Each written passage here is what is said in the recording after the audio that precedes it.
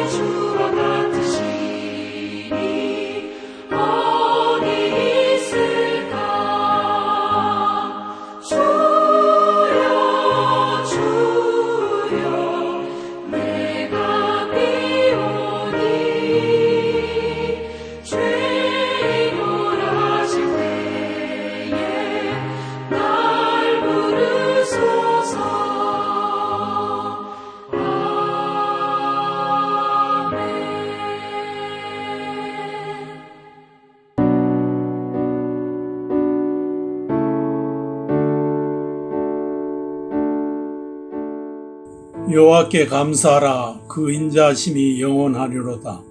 사랑과 은혜가 풍성하신 하나님 아버지, 오늘도 이 새벽 첫 시간에 하나님께 찬송과 경배드리게 하시니 진심으로 감사를 드리옵나이다. 사랑의 하나님 아버지, 이 시간 갈급한 저희 심령들 위해 성령으로 함께 하시어서 온 마음과 뜻과 정성을 다하여 예배드릴 수 있도록 인도하여 주시옵소서. 아버지 하나님, 부족한 저희들은 주님을 사랑하고 따른다고 하면서도 말씀에 순종하지 못하고 그저 바삐 돌아가는 세상 속에 얽매여 순간순간 실족한 때가 있었음을 고백하오니, 주님, 저희들을 불쌍히 여기시옵고 자비와 긍휼을 베풀어 주시옵소서.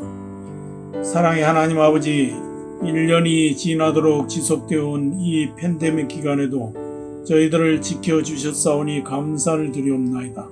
아직도 코로나 바이러스나 또한 오랫동안 질병으로 고통당하고 있는 성도들에게도 치료의 광선을 비추어 주시어서 완치되는 놀라운 역사가 있게 하여 주시옵소서. 아버지 하나님, 경제적으로 어려운 시기를 지나고 있는 성도들의 사업과 가정에 하늘의 신령한 것과 땅에 기름진 것으로 가득히 채워 주시옵소서. 반석 위에 교회를 세우시는 주님, 주님의 핏값으로 저희 교회를 세워주시고 날로 날로 부흥케 하여 주셨사오니 진심으로 감사를 드리옵나이다.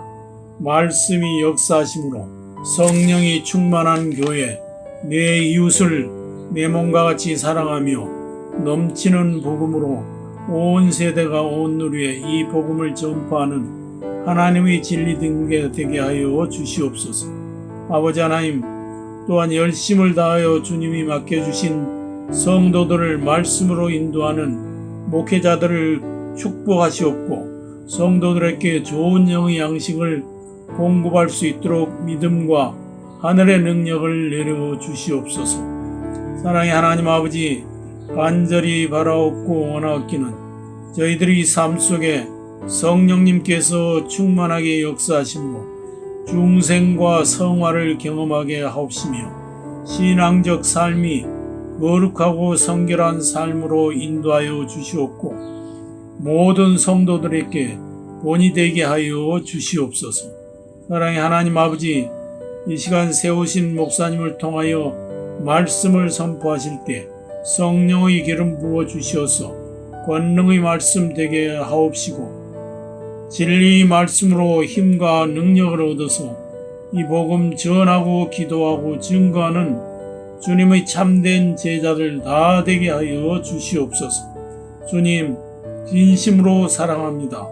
주님만을 바라봅니다. 아버지, 모든 영광 홀로 받아 주시옵소서. 감사를 드리오며 이 모든 말씀을 길이요 진리요 생명이신 살아계신 예수님의 이름으로 기도드리옵나이다. 아멘.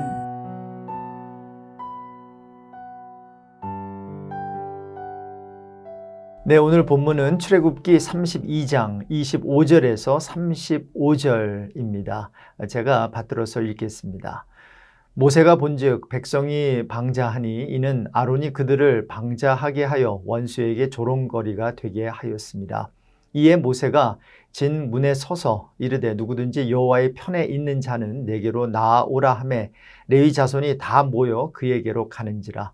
모세가 그들에게 이르되 이스라엘의 하나님 여호와께서 이렇게 말씀하시기를 너희는 각각 허리에 칼을 차고 진 이 문에서 저 문까지 왕래하며 각 사람이 그 형제를 각 사람이 자기의 친구를 각 사람이 자기의 이웃을 죽이라 하셨느니라. 레위 자손이 모세의 말대로 행하매 이날의 백성 중에 3,000명 가량이 죽임을 당하니라. 모세가 이르되 각 사람이 자기의 아들과 자기의 형제를 쳤으니 오늘 여호와께 헌신하게 되었느니라. 그가 오늘 너희에게 복을 내리시리라. 이튿날 모세가 백성에게 이르되 너희가 큰 죄를 범하였도다. 내가 이제 여호와께로 올라가노니 혹 너희를 위하여 속죄가 될까 하노라 하고 모세가 여호와께로 다시 나아가 여짜오되 슬프도소이다. 이 백성이 자기들을 위하여 금신을 만들어 싸우니 큰 죄를 범하였나이다.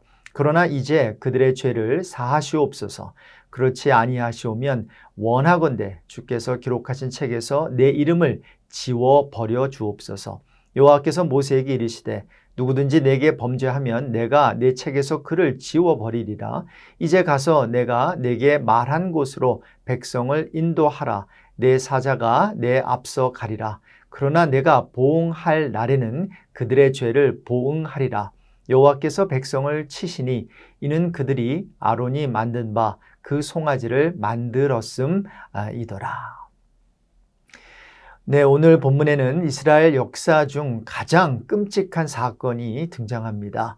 모세가 율법을 받으러 시내산에 올라가 있는 동안 이스라엘 백성은 금송아지 우상을 만들어서 숭배를 하지요. 이렇게 방자히 행하는 모습을 본 모세는 일종의 친위대를 만들어 자기 동족 3,000명을 살해합니다. 그런데 이렇게 한 것은 하나님이 모세에게 그렇게 하라고 시켰기 때문입니다. 27절을 보세요. 모세가 그들에게 이르되 이스라엘의 하나님 여호와께서 이렇게 말씀하시기를 너희는 각각 허리에 칼을 차고 진 이 문에서 저 문까지 왕래하며 각 사람이 그 형제를, 각 사람이 자기의 친구를, 각 사람이 자기의 이웃을 죽이라 하셨느니라. 이 같은 것을 읽으면서요, 우린 좀 당혹스럽습니다. 모세가 화가 나서 그렇게 했다면 그래도 어느 정도 이해를 할 수 있을 것 같습니다. 그는 인간이니까요. 그런데 사랑의 하나님께서 우상 하나 만들었다고 이렇게까지 하시는 것은 매우 당혹스러운 일이 아닐 수 없습니다. 그뿐입니까? 이렇게 자기 동족을 죽여놓고는 29절에 보니까 모세가 이렇게 말하는 거예요. 각 사람이 자기의 아들과 자기의 형제를 쳤으니 오늘 여호와께 헌신하게 되었느니라. 그가 오늘 너희에게 복을 내리시리라. 이제 이스라엘 백성을 쳐서 죽임으로 하나님께 구분된 자들로 헌신하게 되었다는 거예요. 잘했다는 거죠. 그래서 여호와 하나님이 그렇게 한 자들에게 복을 내리시겠다는 겁니다. 여러분, 이 같은 하나님이 이해가 되십니까? 이 같은 엽기적인 하나님이 좋으세요? 솔직히 이스라엘 백성은 우상을 섬기기 위해 금송아지를 만든 게 아니었습니다. 그들을 출애굽시켜 주신 여호와 하나님을 향한 마음은 여전했습니다. 구약의 금송아지를 만든 사건은 나름대로 여호와 하나님을 향한 생각에서 비롯된 것이었어요. 출애굽기 32장 4절에 보니까요, 금송아지 형상을 만들고 나서 아론이 이스라엘아, 이는 너희를 애굽 땅에서 인도하여 낸 너희의 신이로다, 이렇게 말해요. 다른 이상한 이방신을 생각하며 만든 게 아니라 출애굽시킨 그들의 신, 즉 여호와 하나님을 생각하며 만들었다는 거예요. 그런데 왜 모세는 3,000명을 죽일 수밖에 없었을까요?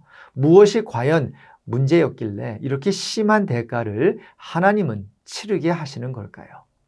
이 점에 대한 답을 얻기 위해서는 이스라엘의 역사 속에 나타난 이들의 불신앙을 조명해 볼 필요가 있습니다.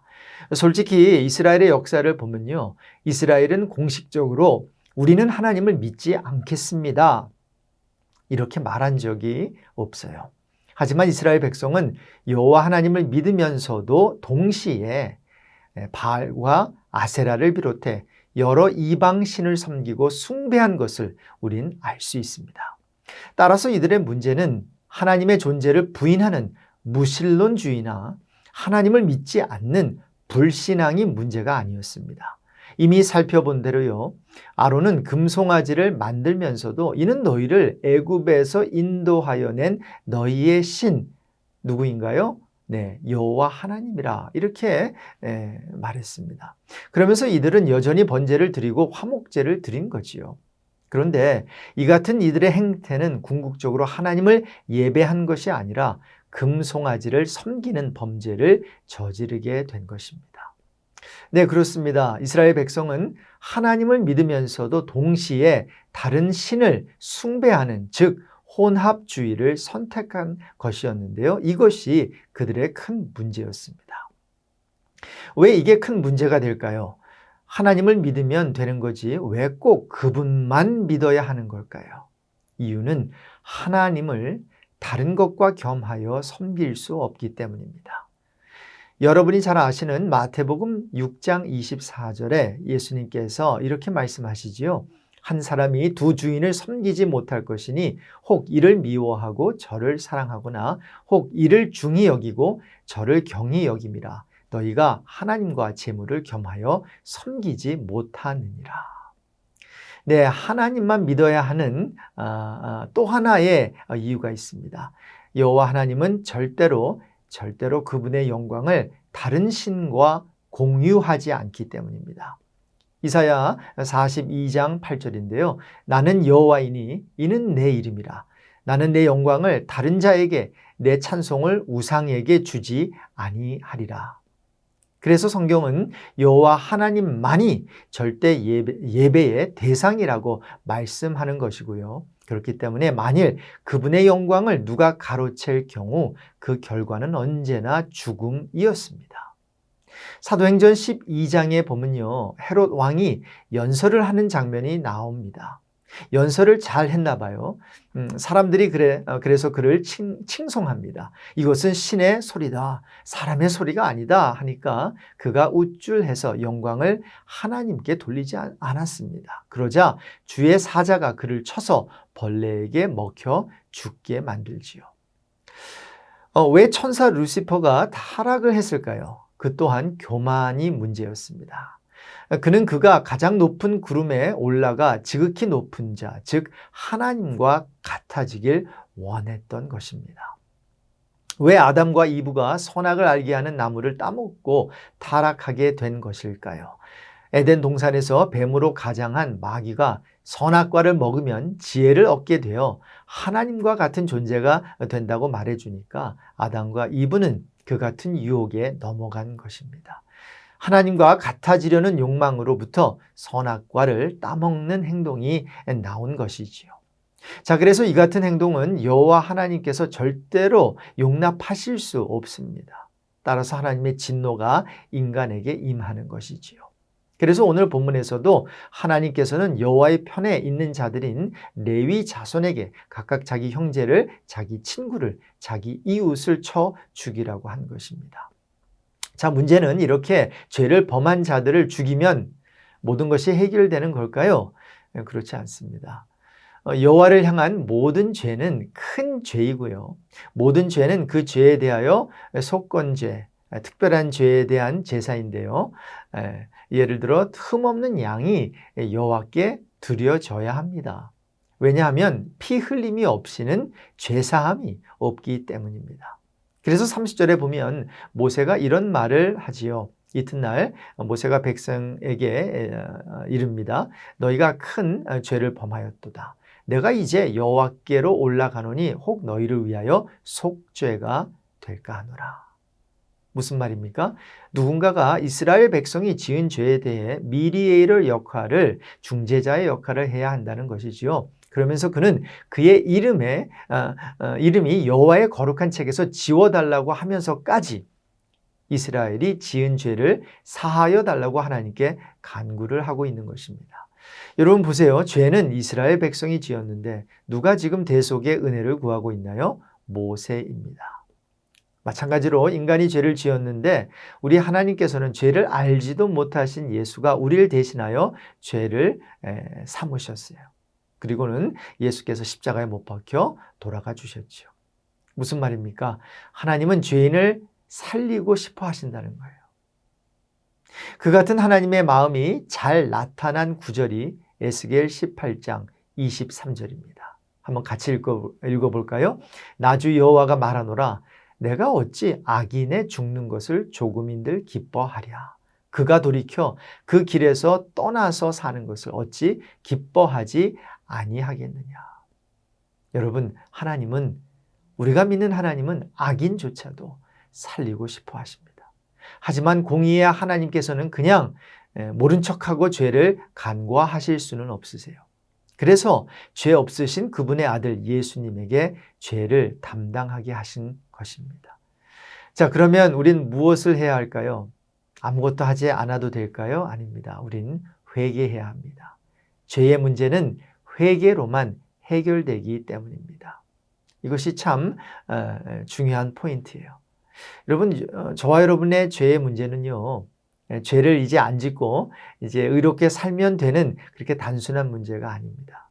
저와 여러분이 하나님 앞에 지은 죄는 하나님께 회개할 때만 해결됩니다. 이스라엘의 경우 그들의 우상 숭배의 죄가 속함을 입기 위해서는 여호와 하나님의 긍휼과 은혜가 필요했습니다. 그래서 모세는 이제 마치 자신이 우상 숭배의 죄를 범한 것과 같은 심정으로 여호와 앞에 긍휼과 은총을 구하러 오늘 본문에 보면 올라간 것입니다. 죄의 문제는 이렇게 회개로 해결된다고 말씀드렸는데요. 회개에 대한 좀 더 반듯한 개념은 죄의 문제는요, 회개로만 해결된다는 것입니다. 따라서 진정한 회개가 없을 경우 반드시 하나님의 보응을 받게 됩니다. 이런 면에서 신앙인에게 회개는 매우 중요한 spiritual discipline, 영적 훈련이자 신앙생활의 아주 중요한 일부분이 아닐 수 없습니다. 저희 교회 GCL 공부에서도 배우는 내용인데요. 크리스찬의 삶은 회개하고 믿고 회개하는 것의 반복이라는 것입니다. 그리고 또 하나 회개에 대한 좀 더 반듯한 이해는요. 하나님은 죄를 용서하시지만 죄에 대한 책임은 반드시 물으신다는 것입니다. 그래서 오늘 35절에 이스라엘 백성을 치신 거예요. 우리도 마찬가지입니다. 이렇게 우리 죄 때문에 죽어야 하고 구약 시대라면 우리 죄 때문에 죄 없는 양들이 죽어가야 했습니다. 그런데 하나님께서는 죄의 문제를 단번에 해결하기 위해 길을 마련해 놓으셨어요. 우리를 죽이지 않으시고요. 다른 길을 마련해 놓으셨다는 거예요. 베드로전서 3장 18절에 보니까요. 그리스도께서도 단번에 죄를 위하여 죽으사 의인으로서 불의한 자를 대신하셨으니 이는 우리를 하나님 앞으로 인도하려 하심이라. 네, 하나님께서는 죄 있는 저와 여러분을 단칼에 죽이실 수 있어요. 그리고 영원한 지옥 불에 그저 남겨두실 수 있어요. 그런데 악인의 죽음까지도 원하지 아니하시는 하나님께서 독생자 예수 그리스도를 이 땅에 보내주셔서 이제 구원의 길을 열어주신 거죠.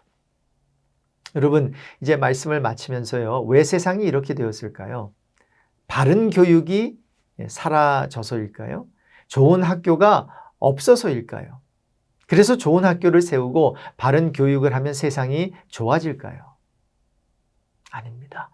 인간의 궁극적인 문제는 죄로 인한 타락이고요. 하나님으로부터의 멀어짐입니다.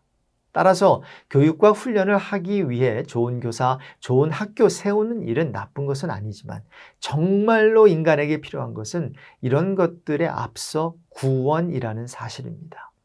우린 늘 진정한 기독교에 대한 이해를 마음에 되새기면 좋겠습니다. 기독교는 착하게 살아서 하나님께 칭찬받는 종교가 아니라 나는 밑바닥까지 완벽하게 타락한 인간이기에 아무리 그렇게 살아도 절대 나의 힘과 의지로 구원받을 수 없는 자임을 깨닫는 것입니다.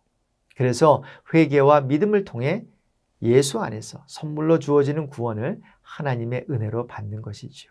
예수를 믿는 것 외에는 다른 방법이 없다는 것을 믿는 것이 기독교입니다.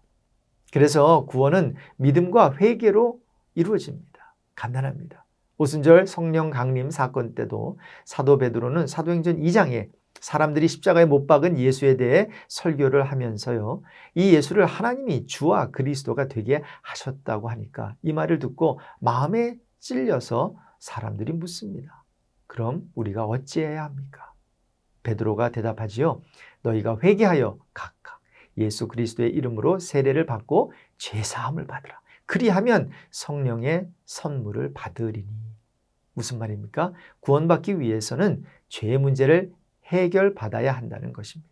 죄사함을 받으라. 그리하면 성령의 선물. 뭐예요? 네, 구원이지요.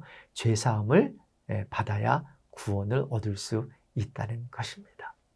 사랑하는 성도 여러분, 오늘 본문에 나오는 이스라엘 백성의 그 금송아지를 만들어서 죄 지은 것을 보면요. 하나님께서는 그냥 놔두지 않으세요. 그렇게 죄를 지은 사람은 다 죽어야 된다는 거죠. 근데 이게 웬일입니까? 저와 여러분은 죽지 않아요. 저와 여러분이 하나님만 믿습니까? 그렇지 않잖아요. 세상의 것도 많이 믿잖아요. 혼합주의가 우리 안에 많이 있죠. 그럼에도 불구하고 하나님은 우리를 죽이지 않으세요. 대신 우리가 회개할 때 아들 예수 그리스도 안에서 우리의 죄를 용서해 주세요. 그러면서 우리를 죽이시지 않으시지만 죄 없으신 하나님의 아들 예수 그리스도를 죽이신다는 거죠. 이게 은혜이고 이게 기독교 신앙입니다. 그러니 오늘도 감사하지 않을 수 없고 죄인인 내가 이렇게 오늘 하루도 다시 한번 살아서 하나님께서 생명을 연장해 주심은 분명 하나님이 오늘도 저와 여러분에게 베풀어 주신 큰 은혜가 아닐 수 없어요. 함께 이 같은 은혜를 생각하면서 우리 함께 기도했으면 좋겠습니다. 주님, 죄에는 대가가 따름을 오늘 아침 가슴에 다시 한번 새기길 원합니다. 죄의 대가는 사망이고 죽음인데 우린 그것조차도 감당할 수 없는 무능한 인간임을 고백합니다. 우리 자신이 죄 때문에 1000번, 10,000번 죽고 또 죽어 피를 억만 갤런 흘려도 죄사함을 받을 수 없는 더러운 피를 소유한 죄인임을 겸손히 받아들입니다. 그러기에 예수가 필요하고, 그러기에 예수의 깨끗한 피가 우리를 죄에서 구원해 주신다는 사실을 믿습니다. 하나님, 오늘도 이렇게 하루를 다시 한번 시작하게 하시고 6월 마지막 날을 살게 해주시니 감사합니다.